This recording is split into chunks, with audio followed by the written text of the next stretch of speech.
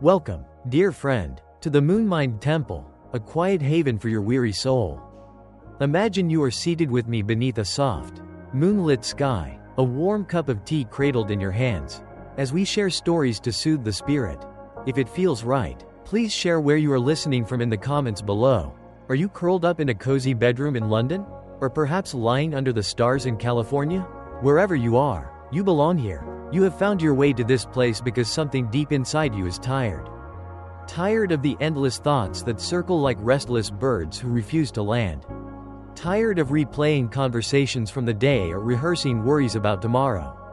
Tired of carrying the invisible weight of a mind that never seems to rest, even when your body desperately wants to. Tonight, we are here to let peace cradle you like a gentle tide. There is no effort needed here, no knowledge required. This is your sanctuary now. Find a soft place to rest. Grab a cozy blanket and let yourself sink deeper. For however long you choose to be here, nothing else needs your attention. The Buddha once said, "Peace comes from within, do not seek it without." These words remind us that overthinking is just a cloud passing through your mind. But for centuries, Zen masters have known a secret our modern world has forgotten. Peace isn't something you achieve after you fix your life or solve all your problems. Peace is what remains when you stop chasing it. It's what has always been here, beneath the chatter, waiting patiently like moonlight behind the clouds. The stories I'll share tonight are medicine for the modern soul. Each one is a cup of tea shared between us. Each teaching, a moment to pause and breathe. They are here to show your heart how to release what it has been carrying and to remind you of a beautiful truth. You are already whole. You are already enough. You don't need to become anyone else to deserve rest. Let's try something simple now. Take a slow breath in. Feel the air fill your chest.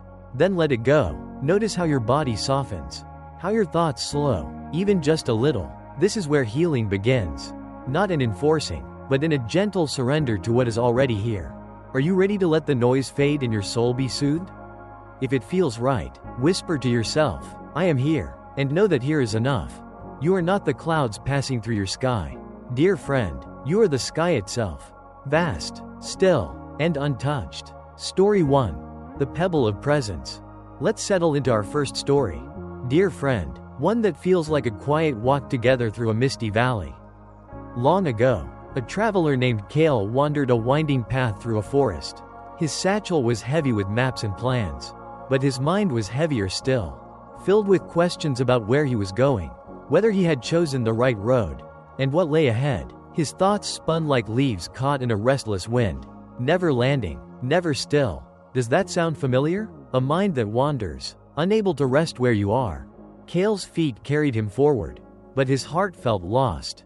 He passed trees blooming with spring flowers and streams that sang softly. But he saw none of it. His eyes were fixed on the horizon, his mind on a destination he couldn't name. So lost was he in his mental maze that he almost walked directly into an old monk sitting quietly beside the path. The monk was so still she seemed part of the landscape itself. Like a boulder that had learned to breathe. Kale stumbled, apologizing. "Forgive me," he said, "my mind was elsewhere." The monk smiled gently. "Your mind was elsewhere," she said softly. "But where were your feet?" The question stopped Kale completely. "My feet? They were here, I suppose. On the path." "Ah," the monk nodded. "So part of you never left at all? Tell me, while your thoughts were visiting yesterday's arguments and next week's worries, did your feet stumble? Did they lose their way?" "No," Kale replied slowly, a new understanding dawning. The monk gestured to a flat stone beside her. "Sit with me. Your thoughts are like a stream. They will flow. The suffering comes not from their movement but from your belief that you must go with them." She picked up a single pebble from the ground. "Hold this," she said, "and tell me what you feel." Kale felt its cool weight, its smooth edges. For a moment, his thoughts paused, anchored to the pebble's quiet presence. "Now," the monk whispered, "let your mind rest here. Not on the path ahead or behind. But soon, his thoughts drifted again to tomorrow's journey, to past mistakes. The monk saw his struggle and said, "Don't fight your thoughts. You are not your thoughts. You are the awareness that can observe them. You are the sky, vast and still. They are just clouds passing through." This story reminds us of a truth the Buddha shared. Whatever a monk keeps pursuing with his thinking and pondering, that becomes the inclination of his awareness. These words, like a friend's quiet guidance. Remind us that overthinking pulls us from this moment, like Kale chasing a horizon he couldn't reach. But when we pause, when we notice what's here, a pebble, a breath, a heartbeat, we stop feeding the noise. The mind doesn't need to be forced quiet. It needs permission to rest. Story 2. The Worry Basket. Come closer, dear friend, as we settle into another story, like sharing a warm cup of tea by a fireside. In a village cradled by rolling hills, there lived a woman named Laya who carried a woven basket wherever she went. This wasn't a basket for apples or bread. It held her worries. Each day she added to it a sharp word from a neighbor, a fear about the next harvest, a memory of a choice she regretted years ago. The basket grew heavier, pulling her shoulders down, slowing her steps until she moved as if through mud. Have you ever carried a load like Laya's, dear friend? A weight of thoughts, guilt, fear, or what ifs that seems impossible to set down. Laya's village was a place of simple beauty. Wildflowers danced in the breeze, and a river wound through the hills, its water singing softly over smooth stones. But Laya's eyes were fixed on her basket, her mind lost in its tangled contents. She didn't see the flowers or hear the river. Her world was the weight she carried, the worries that whispered she wasn't enough. One afternoon, weary and worn, she paused by the riverbank and noticed an old gardener tending a small patch of earth. He looked up and saw Laya's strained face. Her basket clutched tightly. "Why carry such a heavy load?" he asked, his voice gentle as the breeze. Laya sighed. "These are my worries," she said. "If I let them go, how will I know what to do about them?" The gardener smiled. He pointed to a flower. "See this bloom," he said. "It fades today, and another will grow tomorrow. Nothing lasts forever. Not flowers, not worries, not even this moment." He knelt, scooping a handful of warm soil from the ground. "Hold this," he said, placing it in her palm. Laya felt the soil's soft weight. "Your worries are like this soil," the gardener said. "They feel solid, but they crumble when you stop gripping them so tightly." He nodded toward the river. "Choose one worry, just one, and imagine placing it in the water." Laya hesitated, her heart racing. She thought of a small worry and pictured setting it on the river's surface. In her mind, the water carried it away, the worry shrinking until it vanished around a bend. Her chest felt a little lighter, her breath a little deeper. This story holds a truth the Buddha shared. All that we are is the result of what we have thought. The mind is everything. What we think, we become. These words remind us that our thoughts shape our burdens. When we cling to worries, we carry their weight. When we let them go, we make room for peace. This is impermanence. Nothing stays. Story 3. The Simple Brushstroke. Come closer, dear friend, as we settle into another story, like sharing a warm cup of tea by a fireside. In a village nestled beneath the gentle curve of a mountain, there lived a painter named Soren who dreamed of crafting a masterpiece. His small studio brimmed with tools, but his mind was never still. Before he touched a brush, he'd plan every stroke, imagining sweeping landscapes or intricate patterns. Hours slipped by, but his canvases remained empty. His thoughts knotted with the need for perfection. Does this echo something in you? A mind so busy planning, worrying, or chasing what's next that it forgets to rest in what's now. Soren's village pulsed with quiet beauty. Children ran through dusty lanes, their laughter mingling with the rustle of leaves. A stream wound through the village, its water catching the light like scattered coins. But Soren rarely noticed these things. His eyes were fixed on the idea of a perfect painting, his heart heavy with the fear of falling short. One morning, exhausted by his own thoughts, he wandered to a temple at the village's edge. There he saw an old monk sweeping the path, her broom moving with a rhythm so steady it seemed to hum. "Why sweep so carefully?" he asked. "The wind will scatter more leaves by dusk." The monk paused, her eyes bright with a knowing calm. "Each sweep is its own moment," she said. "I don't sweep for tomorrow's leaves. I sweep for this path. This now." Soren shook his head. "But I want my painting to be perfect," he said. "I think of every detail, yet I can't even start." The monk set her broom aside and handed him a single brush and a small bowl of ink. "Make one stroke," she said. "Just one, as if it's all you'll ever paint." Soren's hand trembled, his thoughts swirling. What if the stroke was too bold, too faint, too wrong? The monk saw his hesitation. Don't paint the mountain or the sky, she said. Paint this moment with a beginner's mind, fresh, open, free of plans. Soren took a breath and drew a single line across the paper. It wasn't perfect, but it was alive, complete in its simplicity. For the first time, his chest felt light, as if the brush had swept away his need to control. He looked at the monk, his eyes wide. That felt enough, he said. This story carries a truth the Buddha shared. With our thoughts, we make the world. These words remind us that overthinking weaves a world of complexity, of striving for a perfection that keeps us stuck. A beginner's mind, open and unburdened, sees each moment as new. It's not about silencing thoughts, but meeting them with simplicity, letting them be enough as they are. Story 4. The Four Noble Truths. Come, let's sit together as if by a tranquil lake, its waters calm under a sky brushed with twilight.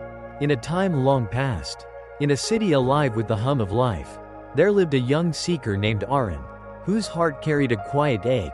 The city pulsed around him, but Aaron felt weighed down. His mind was a whirl of worries, fears for his family's future, and a nagging sense that he'd never find his place.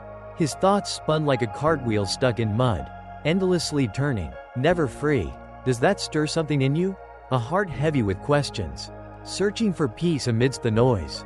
Aaron's city was a tapestry of simple wonders, children darting through alleys, old women weaving baskets, a river reflecting passing clouds. But Aaron's eyes were clouded. He saw only his struggles, his mind tangled in why life felt so heavy. One evening, exhausted from carrying this unseen weight, he wandered beyond the city to a grove where a teacher sat, surrounded by listeners, her voice steady as a stream over stones. "Why do I suffer?" he asked, the words spilling from a heart too full.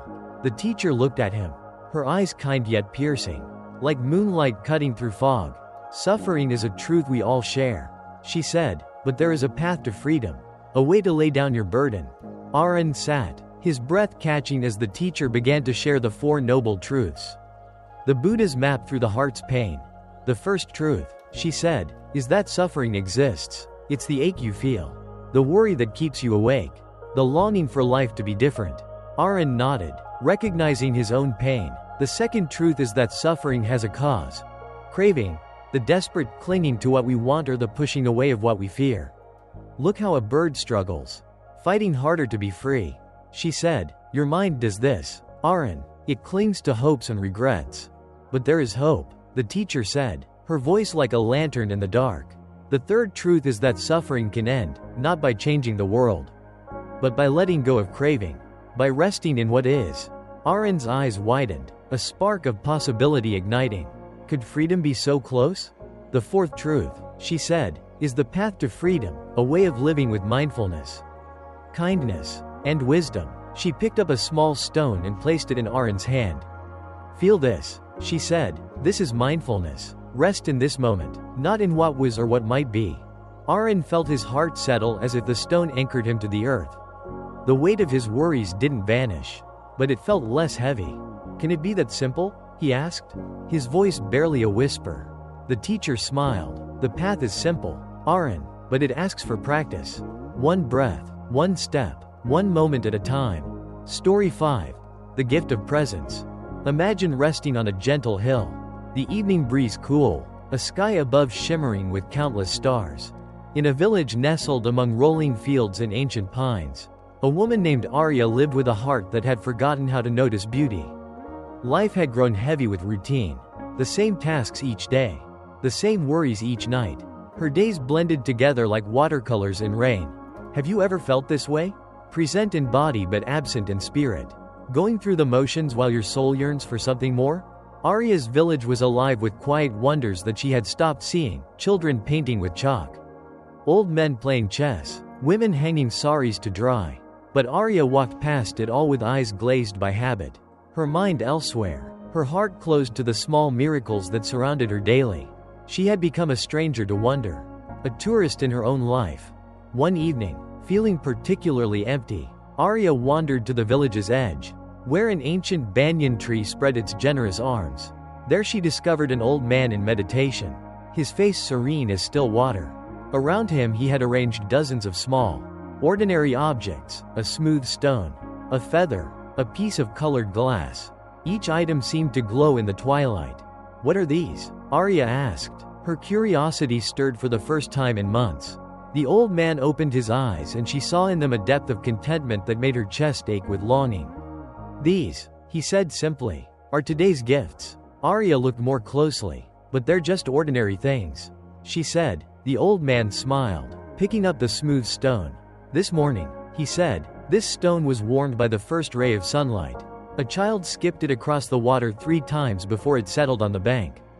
Arya listened, mesmerized as the old man revealed the hidden stories within each seemingly ordinary object. "I collect one gift each day," he explained, "not things to keep, but moments to remember. Each evening, I arrange them here and give thanks for what the day offered." This practice carried the wisdom of the Buddha's teaching. "If you knew what I know about the power of giving and gratitude, you would not let a single meal pass without expressing your thankfulness." These words remind us that gratitude transforms ordinary moments into sacred encounters. Arya's emptiness came not from lacking beautiful experiences, but from rushing past them without recognition. Gratitude isn't about finding perfect moments to appreciate. It's about appreciating the perfect presence within imperfect moments. Summary and reflection. You have traveled to the very core of being tonight. Dear friend, the need to chase anything has dissolved like morning mist. No more pursuing the perfect version of yourself. No more running from what you fear to face. The chase has ended, not because you caught what you were seeking, but because you discovered you were never separate from it.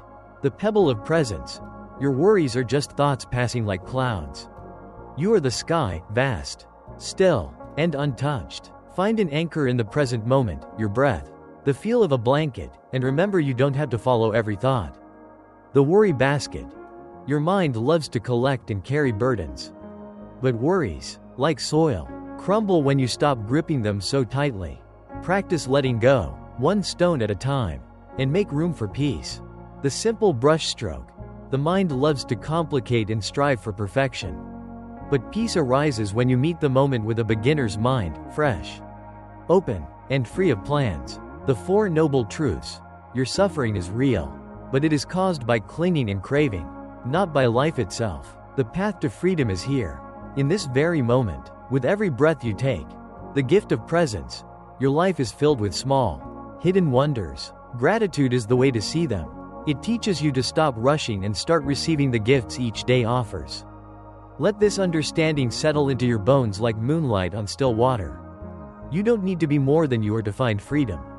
You don't need to fix everything to find peace. Just see, let go, and walk, one step, one truth, one moment at a time.